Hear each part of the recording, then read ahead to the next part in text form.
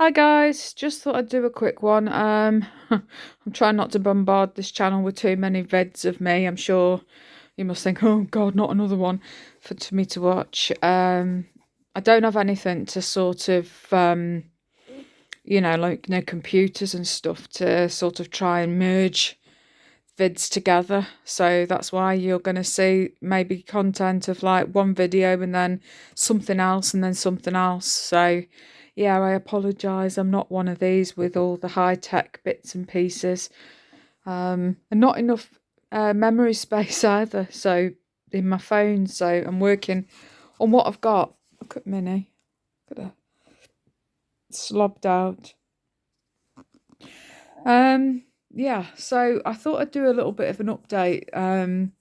Because there's been like questions of like, you moving? Have you moved? And all this sort of stuff. Um, I basically I'm disabled, if you didn't know. I have arthritis, fibromyalgia, so many things that are linked with pain and things that I was born with. I was born with joints that were sort of twisted and my knee joints, toes that were very badly put together. So my body has a bit of a ripple effect throughout. So it's like, you know, my hip joints are pushed back because of my knee joints. And then it makes the rest of my body, so my back, all sort of slumped to one side, if you like, a bit. Um, it's stuff I've had to just get on with it and live with it, all my life. The pain scales, I sort of assumed as a kid that everybody had the same kind of pain. The noises in their ears, like my tinnitus, I assumed everybody heard that. I was a 70s child, so for me, it's not like when you're born, like kids of today, God, I sound like an old lady now. The kids of today don't know when they're born. Yeah, so it's like those that are like now born, if I was born now, I probably would have a lot of surgery done to me to make me different. Things would have been noticed, recognized, and changed. Things that I've been born with and I've lived with. I mean, I've always had very swollen hands, my wrists, my arms, and it's only when, like, I'm trying to think now. I think I was, yeah, about 30. And I started work at Aston. I went upstairs on my break, and one of the ladies, she says, oh, gosh, your arms are swollen, aren't they? And your hands. And I thought, well, this is how they normally are. And it's only because somebody had made that kind of comment. Um, yeah, I started to get things investigated and looked at, and I got shrugged off even then. Um, and it's taken an awful lot of years of fighting, going through an awful lot of chronic pain to actually get diagnosed. So I was early 40s when I actually got diagnosed with fibromyalgia. And before that, when the doctors would fob me off, they gave me some tablets, and I was like, well, what are you giving me these for? What have I got? And I wanted a diagnosis. I thought, I'm not taking tablets for the sake of it. And, you know, this doctor was a bit mardy with me because I wouldn't take them. I says, I want to know what I've got before, you start dishing the things out. And it took an awful lot of me fighting and fighting to actually get anywhere. And I got diagnosed with fibromyalgia. And then it's like, then I thought, oh, I'm suffering with an awful lot of this, and this. I also then, a year later, got diagnosed with ME. My arthritis was diagnosed in some places, and then it's worsened. I've been in this house now 8 years. And when I first moved into this house, my health was bad and I was in a lot of pain, but it was like, um, it was definitely feeling changeable. I was starting to feel worse in myself. I'd bought myself a bike. I took myself out on bike rides when I could. And it was like getting in a bit of fitness and doing things for me. 6 months when I first moved here, and I had a go at all sorts. I was rubbish at it. I was rubbish at all these different things that I tried to do, different classes. There were boot camps, there were bike things that I did, little challenges to myself. I went on walks. I tried doing a bit of running, even though when I'd start to run, my knee would wobble out and back in. Um, yeah, the list of things that I did, and I just threw myself into everything. Even though when I come back, I'd be crying with pain, I was determined to give it a go. Um, and then it's like I'm not going to go in through every little bit of my life history. It's a bit, a bit boring for some. Look at me.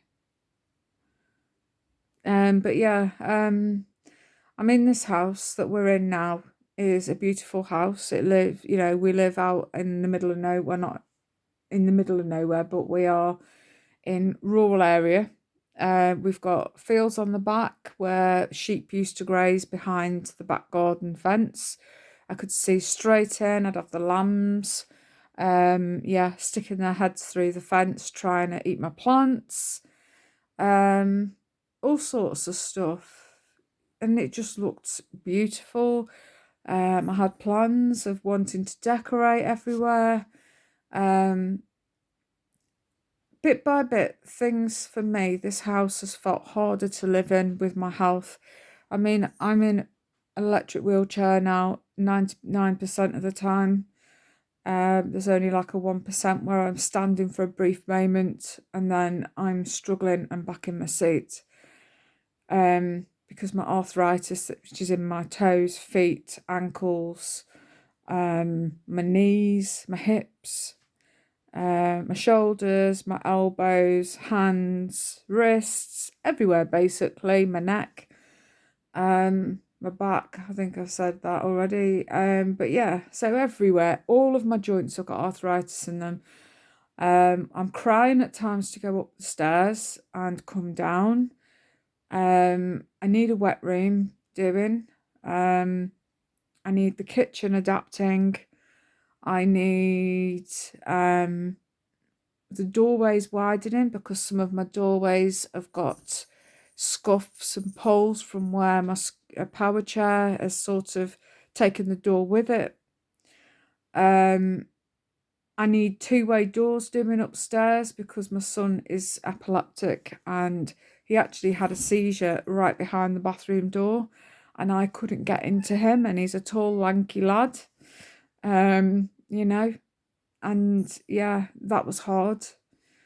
Um, so yeah, there's all sorts of things that need doing. The house has got a lot of minuses for me. The first time I had an OT come out, an occupational therapist come out, and this chap was like, "Oh, you're not sick enough. You're suffering with stuff, but you can get about."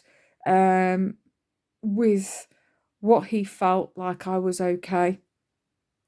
Um, I was struggling to get in and out of the bath at that point. And I'm struggling to do this, and this, but we can put you, um, like um, something for your hands to hold on to get in and out of the doorway, out of the house. We can put rails up on the stairs, and a few things in the bathroom, but that's it. You can manage. And that was my last assessment. Anyway, then the one lady, they were on about a grant scheme apparently that can be done for adaptions, but it's really, really tough to get. And you've got to be a certain disability to actually get these adaptions done. And I was really nervous. I had a lady come out and, she had a look and she said basically that this house is not suitable. I've got, I wanted a driveway doing because I got stuck on the on-road parking. I got stuck outside my house in the snow on my scooter. I couldn't get back up because of the climb from a neighbour's driveway. Um, so it made it difficult. Luckily, I had a neighbour that was home and he came racing out to help me. Um, you know, the distance for me from the house to the car, it doesn't look that far. And for anybody that's able-bodied, it's a bit of a ball ache, but you know what? It's an inconvenience, but you can do it. It's doable. But when you're disabled, and it's so near but yet so far, and you're in a lot of pain, it becomes a big issue. So yeah, so that for me was a hard part. Um, yeah, we had a lady come out. She's assessed. She wanted to put a lift in the house, so no stair lift. But she actually wanted one of these fancy ones that would come from the living room into my bedroom because I've got a big bedroom upstairs. So I could take my power chair upstairs. She was going to get me a wet room put in, and then they've got to factor in my son and his disability as well with his epilepsy. So that was something that they were thinking about. Then my garden is like two-tiered, and I only have like literally the size of a paving slab around the outside of the house. That is my garden space. So it makes it very tight for me to get in and out with the scooters and stuff. So she was on about doing stuff to the garden. And then, so all in all, it went up and over the grant threshold. And they said, you've got to move. We feel that you'd be better off moving to somewhere that's more suited to you. So I've had to fill in another form. She submitted a form to the council over her report. I had to do a medical report for me and submit it with how this house affects me. And what sort of house I'd like. So I would like either a 2-bedroom bungalow or a 2-bedroom house that can be adapted. So preferably something with a drive already in and a flat garden. And then whatever else can either be done or made do for another time or something. So yeah, I had to do a form then that got sent off to these housing people, and they give an assessment of how desperate you are. We are put as a critical, and I'm a number, basically I'm a band B, which means that I am severely disabled, and this house is completely unpractical and unnecessary. We can't live here, basically. We need to be in something that's a lot better. So yeah, all in all, it's a big move, and hopefully see what this housing people will do is they will look out then for a house that's suitable for my needs and obviously my son's needs as well, but mine first and foremost with me needing my wheelchair, and needing so many things. So yeah, that's the plan. And then we want to be in the town, so my hometown, and near to family, near to my son's college, because I'm having to make myself go out every day to fetch him because the buses out here are rubbish. And things like the hospital, the doctors are quite a way away. So I'm looking for an area that's preferably near to everything that suits us. Yeah, so at the moment it's just a wait and see now. Let's see what happens. I'm hoping we're not going to have to wait too long because we are a high priority. So in a few months, all being well, we'll be moved. So as soon as something comes up, before anybody else can put a bid on or anything, this housing group will look with the OT to see what's suitable for me, and give us the nod, and hopefully soon we can get moved. So here's hoping. So that's the update. Just thought I'd let you know what's going on. I know this is a bit of a long vid, but if you didn't want to watch, don't watch. I will be putting the odd thing about me and my health, but I've tried not to make that the main focus because obviously this is about veganism and stuff. But there are some things, obviously, I want to put about me and make it personal. So, you know, pick and choose what you want to watch. And yeah. Right, I'm going to love and leave because I'm absolutely shattered and I need to get sorted out. Thanks for watching. Give us a thumbs up and subscribe if you haven't already. Bye for now, guys. Draw.